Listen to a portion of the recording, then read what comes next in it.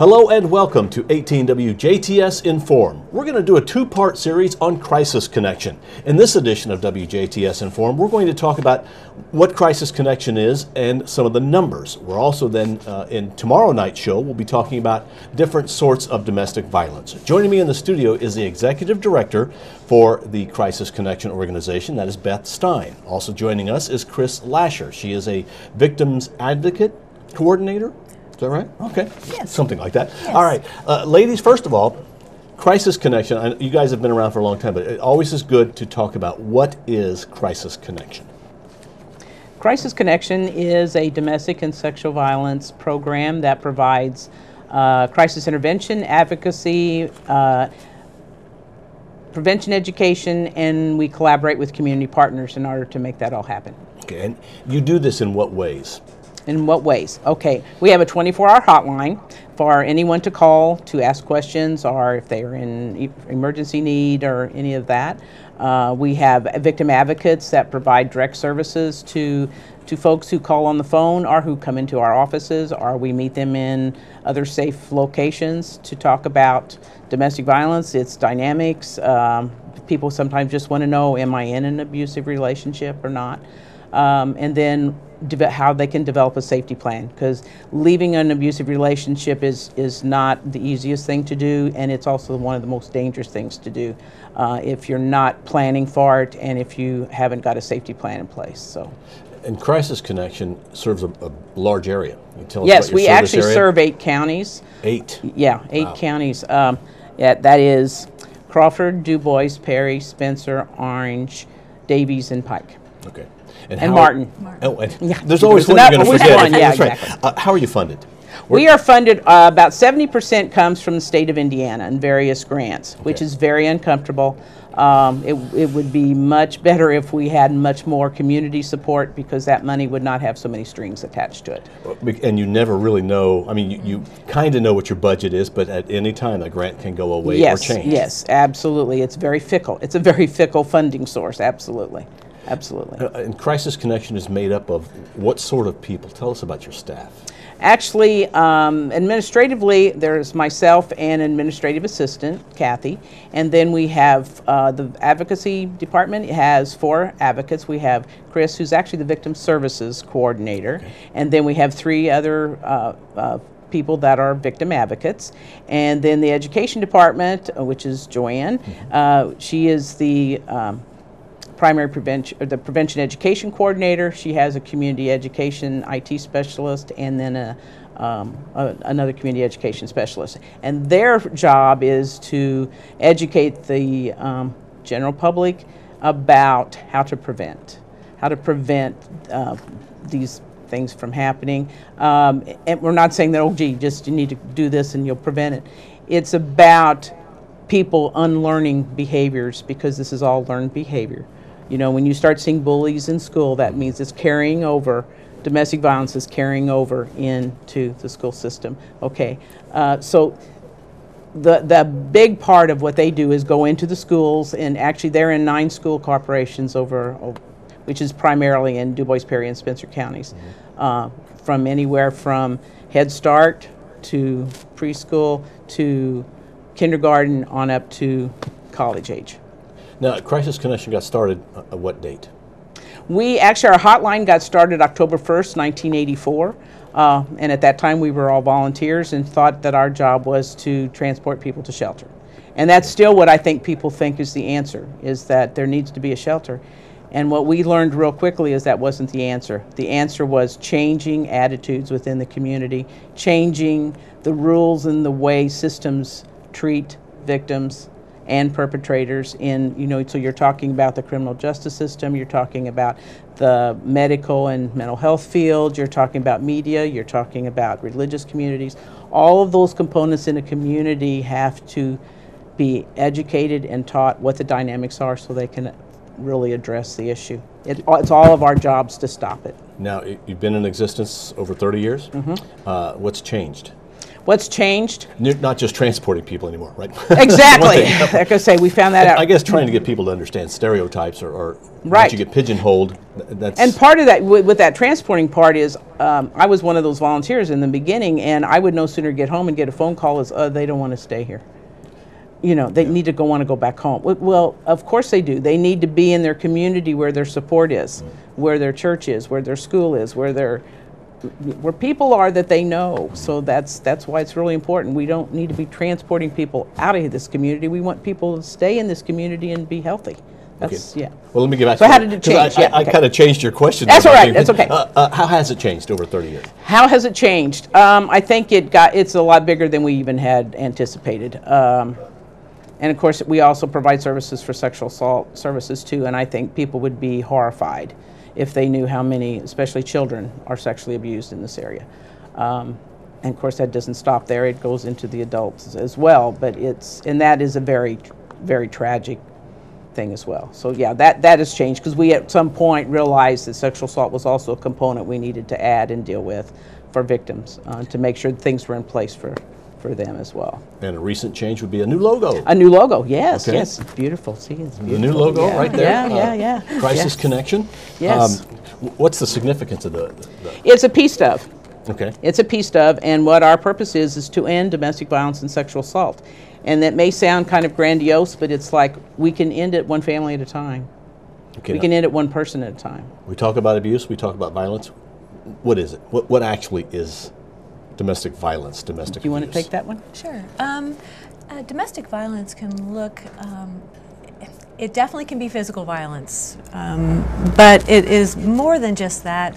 It presents itself as sexual violence, emotional violence, or mental violence, which is controlling, manipulative behavior, downplaying a person's significance.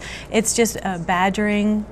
It can be real extensive behavior that causes a person to feel like they are less, or that they don't have any ability to really be empowered in their lives. So I guess really the behaviors of an abuser are somebody who's overpowering? Or is that not? I guess that would be what you would think it is. It's not always the case. Well, you know, what's interesting about domestic violence is that it really is a learned behavior that is honed in on a specific individual, typically the most intimate partner. So a person can be just jolly and happy and easygoing with everyone else in his or her life, and really target the individual that they live with, be controlling and demanding and threatening. And whether it be financially, you can't have any money, I'm taking care of everything, you're, to pushing around, physical damage. Okay, now we talk about the cycle of violence. What is the cycle of violence or abuse? The cycle of violence basically is that there can be a calm period for a while, and then all of a sudden, if the person who's the target realizes that, okay, things are kind of building, things are kind of getting uncomfortable, the abusive person is suddenly not happy with things that, because anything can be wrong on any given day that was right yesterday. It's like, okay, I don't like how you're folding my clothes. Something really silly like that. Or suddenly the plate of food goes across the room because, well, I didn't want that again tonight. What kind of awful food is that? To just like, no, you're not going to see your mother. You can't go, with your friends and all that kind of thing. So it starts building, and so the uncomfortableness, and the kids pick this up too, because don't think, people think, okay, well, they weren't in the room. Oh, they know when the abusive person in that home is building. So anyway, and something then gives the abuser an excuse to then explode, and that explosion may be verbally, or like I say, they can start pushing, shoving. Basically, when the pushing and shoving and that kind of thing starts, that means that the abuser has felt like they have lost control of the relationship, so they have to set their flag.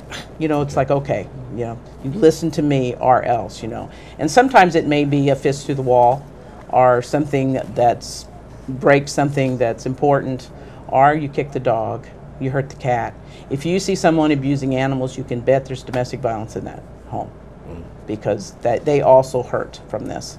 And to finish off that cycle, really, is after some explosion happens, everyone's sorry, it'll never happen again, and there's a certain amount of peace in the household, but it's eventually, that's just the nature of the cycle, is it's not going to happen again, and yet it does, over and over. It just comes back. Absolutely. Yeah. Why is crisis connection needed in terms of numbers? I feel that we are needed because people need to learn about what the dynamics are. They need to know what they're dealing with. We are a source of information, we're a source of education, we're a source of understanding and putting words to your feelings. Okay, you're not crazy. This is not appropriate behavior. This is not how it is. If people grew up in that kind of a household, they're more than likely either going to become an abuser or they're going to marry someone who is. So you think it's normal unless you see some other way of being. And that's why it's so important that each one of us can have an influence on somebody, is that when you show somebody there's a different way of being, that opens up their world into, well, what do you mean? You know, this isn't, everyone doesn't live like this, you know. Is it normal for the guns to be drawn and, you know, people running around the house like crazy people? Doesn't everybody do? Well, everybody fights. Well, there's disagreements. Mm-hmm. And to me, a fight is a bad way to put when you just disagree with somebody. That's not a fight, that's a disagreement. When we're talking fights, we're talking very dangerous, emotionally abusive, and not always physically abusive, but emotionally abusive. Because a lot of people think, okay, as long as I don't hit somebody with my fist in their face, it's not domestic violence. Oh no, there's lots of levels, lots of levels. Well, okay, it doesn't happen around here. It doesn't happen that often around here. I don't know why we're on this show. Let's talk about this. What are the numbers? So people go, wow, really, in this county, there's that much? Well, I don't know if I can tell you specifically in Du Bois County, but in our service area, we serve around 800 people. Okay. And that's just individuals. Okay, that's not counting the children. That's roughly 100 a county. Yeah, exactly. Okay. Yeah, that's a lot of people, because that can have an effect on a lot of a community, no doubt. It sets a tone that we don't want to set, which means that everyone has to be part of that, you know, part of that saying this is not okay. How many hotline calls do you get? Oh, over 2,000. A year? A year. So, I mean, that's like 4 a day. Yeah, some days it feels like the phone doesn't stop. Yeah. And I would say certain times of the year are worse than other times of the year. You know, it used to be. Over the years, I would see, you know, like at holidays, it would get a little like after the holidays. You know, it's like it was kind of the repercussions after families getting together and that kind of thing. And now not so much. I don't think we see a start or stop. Do you? I don't think so either. I expected that too. You know, you hear like, oh, it's a full moon. Right, yeah. Or I remember thinking when I started, okay, when it's hot, you always hear people get agitated when it's hot. It's just as agitating to be in the snow and ice and can't get away from each other. So. Okay, so different time. It's really no. Well, when you say 800, you're talking in each of the counties. Then that's every 3 days. There's going to be somebody you're going to be helping. And when you said 800, is that somebody you actually go? And sometimes that can be a simple phone call. Okay. That could be someone who calls many times, or that can be someone we actually set up an appointment, or they walk in and we see them face to face, and. The different clients need different things, you know, different processes of what they need to do.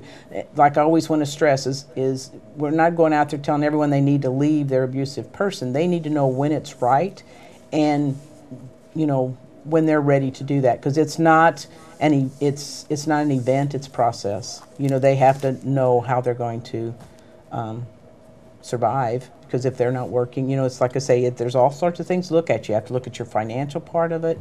You know, where are you are you living on his family farm? You know, there's all sorts of roadblocks that can be in the way that make it a little bit more difficult. It's not impossible. It's just that you got to have a plan.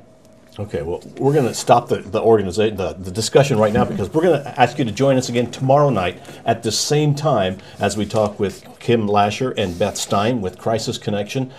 And in tomorrow night's show, we're going to talk more about what you can do, things to look for, how to stop that cycle of violence. We are talking about Crisis Connection, and we thank you for joining us for this edition. Join us again tomorrow night, same time, right here on 18 WJTS. We are local people watching local people.